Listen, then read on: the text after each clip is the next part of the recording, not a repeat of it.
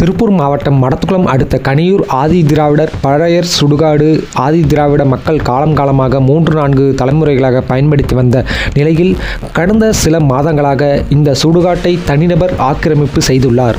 இதுகுறித்து விசிக மடத்துக்குளம் தொகுதி மாவட்ட செயலாளர் சதீஷ்குமார் அவர்கள் தலைமையில் கடந்த 2 ஆண்டு காலமாக மாவட்ட ஆட்சியர் மற்றும் மடத்துக்குளம் வட்டாட்சியரிடம் விண்ணப்பம் கொடுத்தும் முழுமையான தீர்வு கிடைக்கப்பெறாத காரணத்தால் விசிக சார்பில் சுடுகாட்டை மீட்டு தரக்கோரி ஆர்ப்பாட்டம் வரும் 19ஆம் தேதி பிப்ரவரி மாதம் 2026ஆம் ஆண்டு அறிவிக்கப்பட்டது.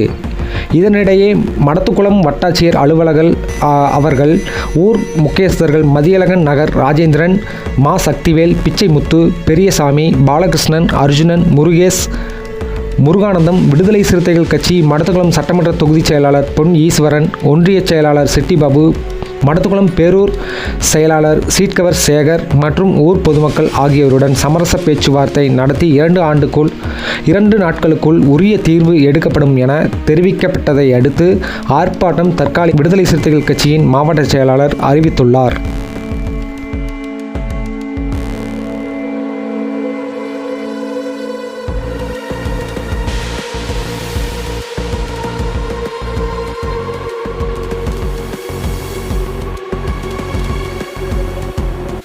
மடத்துக்குளம் வட்டம் கனியூர் பேரூராட்சிக்கு உட்பட்ட ஆதிதிராவிடர் பறையர் சுடுகாடு 4-5 தலைமுறைகளாக பயன்பாட்டில் இருக்கிறது.